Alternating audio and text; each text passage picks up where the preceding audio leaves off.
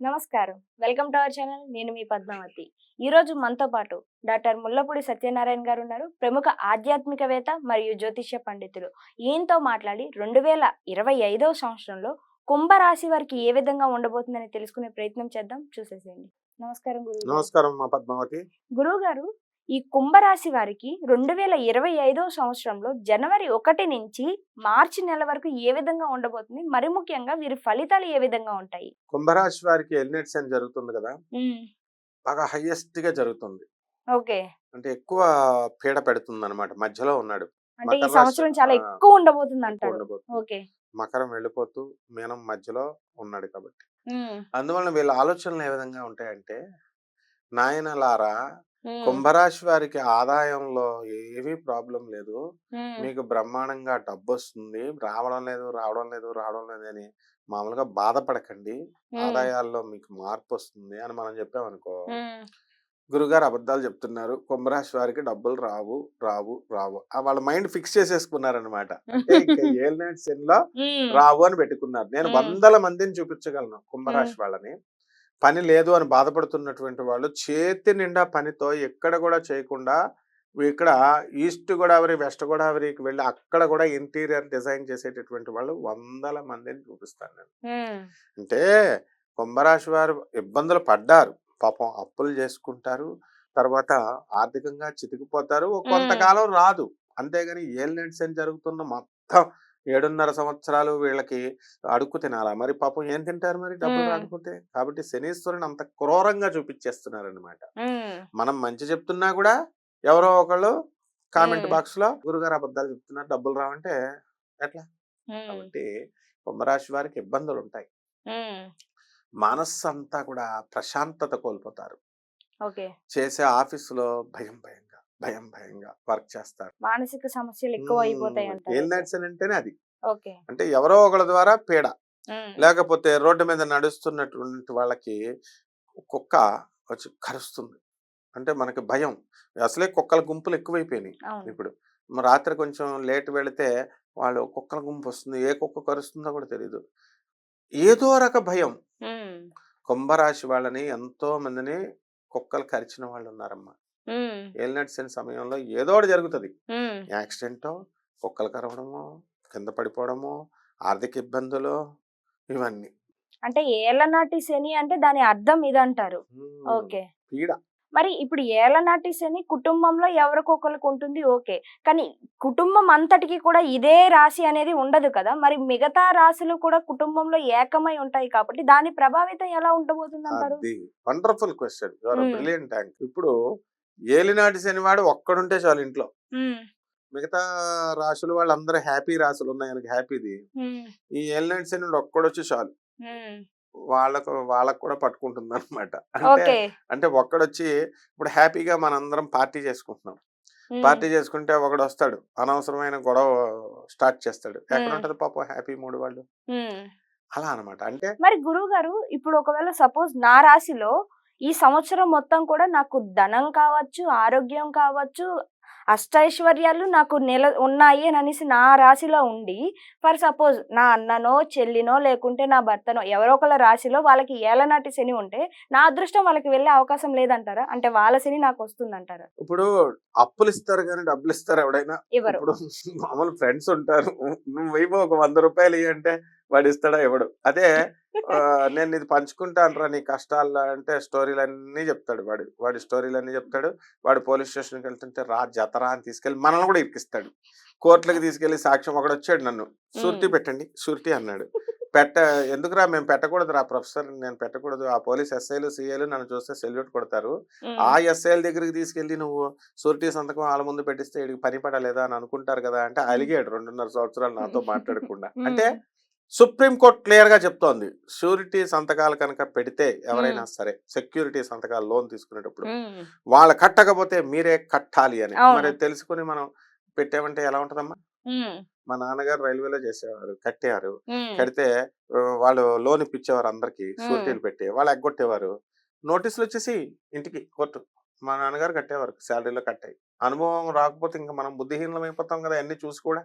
అందుకని ఏలినాటి శని ప్రభావంలో శని ప్రభావం వాళ్ళ మీద ఉంటుంది కానీ శుభమైన వాళ్ళ మీద ఈ శుభమైనటువంటి గ్రహాల వాళ్ళ సుఖాల ప్రభావం ఇటు ఏలినట్స్ శని అనుభవించే వాడి మీద ఉండదు. ఓకే. తర్వాత అంటే హ్మ్. బురదను అంటించవచ్చు మనం, కానీ వాళ్ళ యొక్క మంచి లక్షణాలు నేర్చుకోం కదా మనం. అదనమాట. కాబట్టి ఈ యొక్క ఈ వృత్తి వ్యాపార ఉద్యోగ విషయాల్లో అద్భుతం, హ్మ్. డబ్బులు వస్తాయి, నో ప్రాబ్లం, హ్మ్. పనులు వస్తాయి. ఇంకేం కావాలి మనకి? కుటుంబంలో కాస్త మనశ్శాంతి ఉండదు. హ్మ్. అదొక్కటే అనమాట మెయిన్. హ్మ్. పెళ్ళాం తిట్టడమో, లేకపోతే బయట అప్పులోళ్ళో వాడు గట్టిగా అడగడమో, గట్టిగా అడిగేసరికి మనసు బాధపడ్డమో ఇలాంటివి. హ్మ్. ఇక స్టూడెంట్స్ ఉన్నారు. వీళ్ళు హ్మ్. చదవకపోతే ఫెయిల్ అయిపోవడం గ్యారంటీ. హ్మ్. తర్వాత ఎంజాయ్‌మెంట్, ఎంజాయ్‌మెంట్, ఎంజాయ్‌మెంట్ అంటూ బయట ఫ్రెండ్స్‌తో తిరగడమో, ఫోన్స్‌తో ఇచ్చేసుకోవడమో, లేకపోతే హాయిగా గుర్రపెట్టి పడుకోవడమో. హ్మ్. మరి చదువు ఎలా వస్తది? హార్డ్ వర్క్ చేస్తేనే కదా చదువు. అవును. అందుకని చదువులో వెనకబడిపోతారు. హ్మ్. ఇక ప్రైవేట్ ఉద్యోగస్తులు, ప్రభుత్వ ఉద్యోగస్తులు టీఏలు, డీఏలు అరియర్స్‌లు ఇస్తారు. పాపం ప్రైవేట్ ఉద్యోగస్తులు ఎప్పుడు కష్టపడతారు పాపం. హ్మ్. కాబట్టి యాజమాన్యాలు వీళ్ళని గుర్తిస్తాయి. ఏదో సాలరీలు పెంచాలా, ఇంక్రిమెంట్లు పెంచాలా అన్న ఆలోచనతో ఉంటారు. హ్మ్. వాళ్ళకి రావాలి కదా ఫస్టు. వాళ్ళకొస్తే మనకొస్తాయి. ఇదే ఏలినట్స్ అనే ప్రభావం అంటే. ఓకే. ఇప్పుడు గవర్నమెంట్ టీఏలు, డీఏలు, అరియర్స్‌లు ఇవన్నీ ఇవ్వాలా. మన ప్రభుత్వాల్లో రేవంత్ రెడ్డి గారి దగ్గరైనా, లేకపోతే చంద్రబాబు నాయుడు గారి దగ్గరైనా డబ్బులుండాలి కదా ఫస్ట్ వాళ్ళ దగ్గర ఖజానాలో. ఉంటే హ్మ్. ఇచ్చేస్తారు. లేకపోతే పాపం ఏం చేస్తారు, 2 నెలలకొకసారో, లేకపోతే లేట్‌గా ఒక 5 రోజులు, 10 రోజుల్లో ఇవ్వడమో ఇలాంటివి జరుగుతాయి. కాబట్టి ఈ యొక్క రాశుల వారి కుంభ రాశుల వారికి చేపల రొయ్యల చెరువులు నడుపుతున్న వాళ్ళు బ్రహ్మాండంగా ఉంటుంది. హ్మ్. తర్వాత చేపల వ్యాపారం పెట్టుకో అన్నామనుకో మనం, హ్మ్. ఏమిటయ్యా నువ్వు టీ షాప్ పెట్టు, చిన్న చిన్న చేపల బిజినెస్ పెట్టంటావు. మేము సాఫ్ట్‌వేర్ కంపెనీ పెడతాం అంటారు. జేబులో హ్మ్. 5 పైసలు ఉండవు వాడికి. మరి ఎలాగ అవుతాయి? చేపలమ్మి బిల్డింగులు కట్టినోళ్ళని నేను చూపిస్తాను బోయినపల్లిలో. హ్మ్. కాబట్టి వీళ్ళంతా గూడా మొట్టమొదటగా ఏలినాటి శని ఉన్నటువంటి వాళ్ళు రెమెడీస్‌లో ఏం చూడాలంటే ఫస్ట్ పెద్దవాళ్ళు చెప్పింది, అనుభవజ్ఞులు చెప్పింది వినాల. ఓకే. రెమెడీస్ అంటే ముందు అది. అది ఓకే. ఇది రెమెడీ. పెద్దవాళ్ళు వాళ్ళ అమ్మ, నాన్న చెప్పిందే వినాల. హ్మ్. వాళ్ళ మేనమామలు పెద్ద వయసులో పెద్దవాళ్ళు అనుభవంలో ఉన్న వాళ్ళ మాట వినాలా. బయటోడి మాట అక్కర్లా. పోనీ గురువుల మాట అవసరం లేదు. వాళ్ళు చిన్నప్పటి నుంచి నిక్కర కట్టుకోవడం కూడా రాని స్కూల్‌కెళ్తారు కదా! అటువంటి వాళ్ళ టీచర్‌లు ఈ రోజున తీర్చిదిద్దుతారు పాఠాలు. రక్తం, రక్తం ధారబోసి చదువు చెప్పారు వాళ్ళు. హ్మ్. అటువంటి వాళ్ళు చెప్పిన మాట వినకపోతే ఎట్లా అమ్మా? హ్మ్. కాబట్టి ఇది రెమెడీస్, నిజమైన రెమెడీస్. ఓకే. ఇక ఫెర్టిలైజర్స్, తర్వాత ఈ ఈ ఎరువులు, ఈ బిజినెస్‌లు బావుంటాయి. హ్మ్. తర్వాత సినీ, సంగీత, సాహిత్య రంగాలలో ఉన్న వాళ్ళకి కుంభరాశి కదా! వాళ్ళకి గౌరవిస్తారు. హ్మ్. కానీ డబ్బులేమివ్వరు. సినిమాలు అబ్బా! 'పుష్ప 2' ఇలా మంచిగా హ్మ్. చెప్పుకుంటారు. కానీ హ్మ్. కలెక్షన్ అంతగా రాదు. అంటే వాళ్ళు ఎక్స్‌పెక్ట్ చేసింది 1000,00,00,000 పైన రావాలనుకో, ఒక హ్మ్. 600,00,00,000 వస్తాయి. అట్లా అన్నమాట.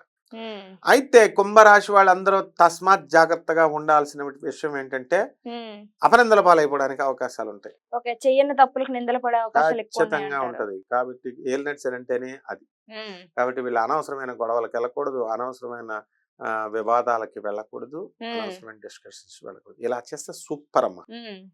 మరి గురువుగారు ఇలాంటి అనవసరమైన విషయాల్లో జోక్యం చేసుకునకుండా తమ పనులు తాము చేసుకుంటూ మనశ్శాంతికి దగ్గరగా ఉండేటట్టుగా ఏమైనా పరిహారాలున్నాయంటారా? ఖచ్చితంగా ఉన్నాయి. హ్మ్. మనకి వీళ్ళకి అసలు చచ్చిపోతే బావుండురా బాబు! ఏంట్రా కష్టాలేంట్రా అని అనిపిస్తా ఉంటది అప్పుడప్పుడు. అష్టమ కేతువు అంటే సొసైటల్ టెండెన్సీనిస్తాడు. హ్మ్. హ్మ్. అంటే మరణతుల్యమైనటువంటి సమస్యలొచ్చినియి మాకు హ్మ్. అని మిస్టిక్ ప్లానెట్ అంటారు కేతువుని. అలా ఇస్తాడు. సో గురువుగారు నాకిక్కడ ఒక డౌటు. కొంతమంది ఎందుకు చనిపోతున్నామో కూడా తెలియకన్నా హ్మ్. సూసైడ్ అటెంప్ట్స్ చేసుకొని అది. చిన్న చిన్న విషయాలకు చనిపోతూ అష్టమ ఉంటారు. కేతువు. ఓకే. దాని అష్ట వల్లే చనిపోతారంటారయితే. అష్టమ కేతువు హ్మ్. ఉన్నటువంటి ఏ చార్ట్‌లో అయినా సరే నువ్వు హ్మ్. అబ్జర్వ్ చెయ్యి. హ్మ్. ఇంకా ఇంటర్వ్యూలు చెయ్యి అందరికి. హ్మ్. చూపించుకొని చూసుకో. ఎక్కువ హ్మ్. మంది 80% మంది ఆత్మహత్యలు చేసేసుకుంటారు ఏకంగా. హ్మ్. 20% ప్రయత్నాలు చేసి ఏదో ఒక గురుగ్రహం చూపో, దృష్టో కలిసి ఉండడం అలా సేవ్ అవుతారు. హ్మ్. కాబట్టి వీళ్ళు ఏం చేయాలంటే ఈ అష్టమ కేతువు కోసం హ్మ్. కేతు జపం చేయాలా, కేతు స్తోత్రాలు చదవాలా, కేతువుకి కిలోంపావు ఉలవల్ని ఈ యొక్క అన్ని రంగులున్నటువంటి వస్త్రాన్ని తీసి హ్మ్. పేద బ్రాహ్మడికి దానం చేయాల. హ్మ్. ఎప్పుడు హ్మ్. సోమవారం ఉదయము 7 గంటలకి. హ్మ్. అలాగే కేతువు గణేశుడికి మంచి భక్తుడు. హ్మ్. కాబట్టి గరిక గడ్డితో గణపతి ఆరాధన ఓం గం గణపతయే నమః, ఓం గణేశాయ నమః అంటూ గణపతికి పూజ చేయాలి. సింపుల్ డబ్బులు కానిటువంటివి అన్నమాట రెమెడీస్ హ్మ్. ఇవన్నీ కూడా. హ్మ్. డబ్బులున్నాయనుకో మనకి చక్కగా దశమహావిద్యల్లో ఒకటైనటువంటి ధూమావతి అమ్మవారి యొక్క హోమాన్ని మీరు ఇళ్లల్లో జరిపించుకోవడం ద్వారా అద్భుతమైనటువంటి ఫలితాలు వస్తాయి. నిజంగా గురువు గారు ఈ కుంభరాశి వారికి ఈ సంవత్సర ఫలితాలు కొంచెం కష్టతరంగా ఉన్నాయి కాబట్టి మీరు చెప్పినవన్నీ కూడా పాటించడం ద్వారా ఉపశమనం దొరికే అవకాశం ఉంది కాబట్టి ప్రతి ఒక్కరు ఆచరించాలని మనస్ఫూర్తిగా కోరుకుంటున్నాను. అండ్ మీరు కూడా చూసారు కదండి, ఎప్పుడు ఏం జరుగుతుందో తెలియదు కాబట్టి మీరు కాస్త జాగ్రత్తలు జరిగే అవకాశం ఉంది. నమస్కారం గురువు. ధన్యవాదాలమ్మా.